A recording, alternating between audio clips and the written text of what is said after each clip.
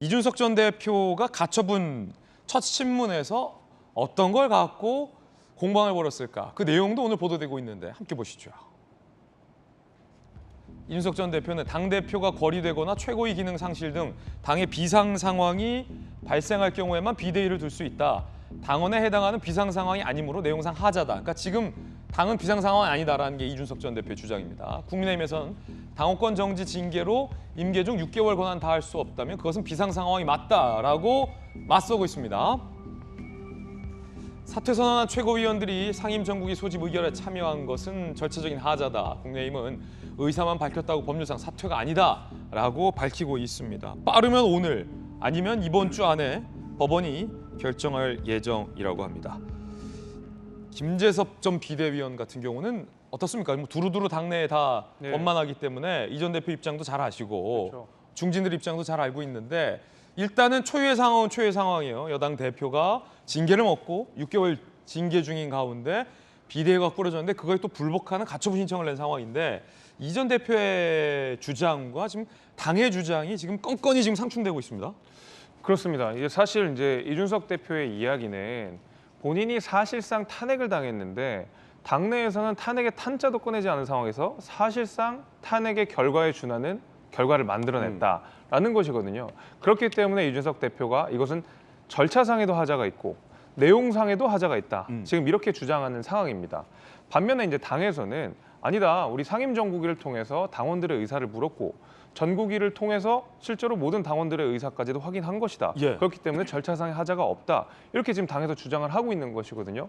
근데 이것이 지금 충돌할 수밖에 없는 게 제가 앞서 말씀드린 대로 내용상으로는 이준석 대표가 탄핵을 받았음에도 불구하고 절차로는 전혀 탄핵에 준한 절차를 거치지 않았다라는 면에서 내용상의 문제가 좀 있어 보입니다. 실제로 중간중간에 당원 당규를 고치는 방법도 있었고 비상 상황을 상임 정국위에서 투표로서 결정하게 되는 다소 굉장히 이상한 모습들을 많이 연출했거든요.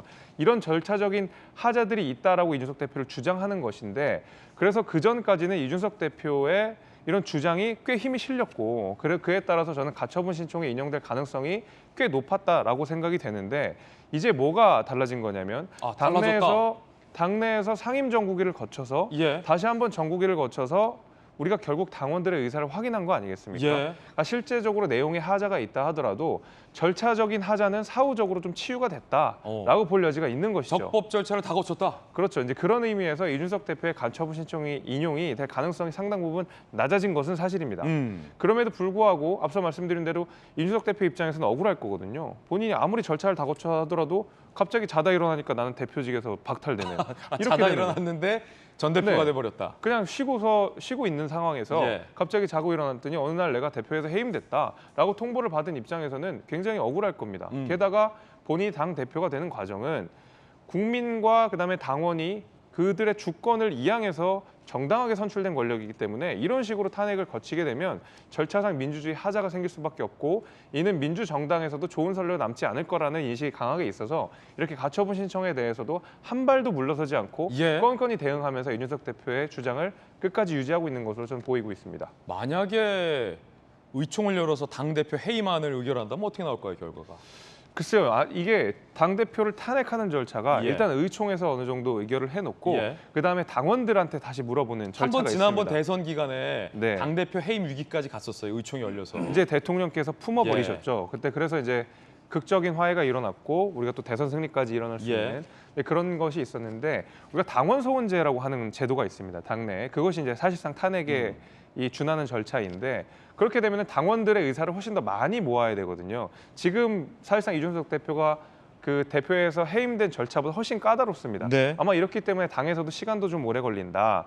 내지는 이준석 대표랑 훨씬 더 갈등이 길어질 수 있다라는 정치적 판단 때문에 이런 절차적으로 좀 간소화된 그 다소 당원 당규를 우회하는 방식들이 좀 저는 생겼다고 생각하는데 아마 법원의 판단도 아마 굉장히 고민이 많을 겁니다. 이런 두 가지 의견들이 충돌하는 상황 속에서. 자, 박성배 변호사님.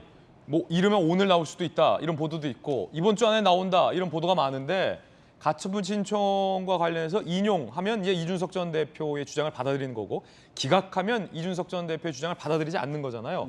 박 변호사님께서는 어떻게 전망하십니까? 현재로서는 기각 가능성이 더 높아 보입니다. 기각 가능성이 높다. 가처분은 서면 심리를 원칙으로 하지만 이 사건처럼 임시의 지유를 정하기 위한 가처분은 신문기일, 즉 재판을 엽니다. 중요한 사건의 경우에는 신문기일을 여러 차례 열기도 하지만 이 사건에서는 이미 비대위가 출범한 상황이기 때문에 재판을 조기에 종결짓고 판단만 남겨놓은 것 같습니다. 아, 그렇군요. 여러 차례 말씀드리지만 이 정당의 자율성 존중 차원에서 이 법원은 정당의 행위를 쉽사리 무효로 판단하지는 않습니다. 그렇지만 그 정당의 행위가 정당의 자율성의 범위를 넘어서서 내용 및 절차가 현저하게 불공정하거나 당헌 당규를 위배해 민주주의의 원리에 관한 헌법의 가치를 훼손한 경우에는 정당의 행위를 하더라도 무효로 선고한 예도 있습니다. 이 사건 초기, 즉 국민의힘 최고위가 비대위 체제 전환을 위한 의결을 할 당시만 하더라도 인연 가능성이 더 높아 보였습니다. 그렇지만 그 이후에 당대표 직무대행도 비대위원장을 선임할 수 있도록 당헌을 개정한다든지 이 전국위가 비상사태임을 의결하는 등 절차 하자가 상당 부분 치유된 상황이기 때문에 현재로서는 기각 가능성에 좀 더 무게감을 실을 수밖에 없습니다. 그렇지만 법원이 이 사건 전체를 두고 특정인을 배제하기 위한 조치라고 판단한 경우에는 인용 가능성도 아직까지는 배제하기 어렵습니다. 그렇군요. 통상 신문기일을 종결하고 조기에 판단을 남겨둔 상황, 오늘 선고할 가능성도 있지만 늦어도 2, 3일 내에 선고할 가능성도 있어 보이고 상황에 따라서는 변론을 재개하거나 양측으로부터 서면을 더 제출받은 다음 판단할 가능성도 배제할 수 없습니다. 예. 결과적으로 이제 이준석 지도부는 와해가 되고 해체가 된 것은 기정사실입니다. 친 이준석계 최고위원조차 이 전 대표의 가처분 신청을 비판하며 연이어 사퇴를 했기 때문이죠.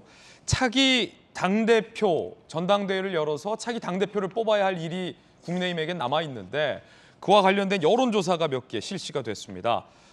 먼저 보실 여론조사는 국민의힘 지지층이 아니라 민주당 지지층까지 포함된 일반 대상을 상대로 한 당대표 선호도고요. 두 번째로 보실 여론조사는 국민의힘 지지층을 상대로 한 여론조사 결과입니다. 나란히 한번 보겠습니다. 먼저 국민의힘, 민주당, 중도 다 포함한 당대표 선호도. 이렇게 되면 역선택이라는 것도 작용될 수가 있는 여지가 크지요. 유승민 전 의원이 19%, 이준석 전 대표가 13.9, 안철수 13.7, 나경원 12.3, 김기현 3.9, 권성동 1.0이 나왔습니다. 자, 이제 실질적으로 당대표 선거에 투표를 할 수 있는 국민의힘 지지층을 상대로 한 여론조사 결과입니다. 보시면 국민의힘 지지층을 상대로 한 여론조사 결과에서는 결과가 상당히 다릅니다. 나경원 전 원내대표가 28.2%, 안철수 의원이 20.9%, 이준석 전 대표는 16.2%, 유승민 전 의원은 8.8%, 김기현 전 원내대표는 6.7%, 권성동 원내대표 2.5%. 나경원 전 원내대표의 그리고 안철수 의원의 선호도가 상당히 높게 나온다는 걸 알 수 있습니다. 보신 김에 정당 지지율도 한번 살펴보겠습니다. 국민의힘과 민주당, 민주당과 국민의힘 어떻게 나올까요?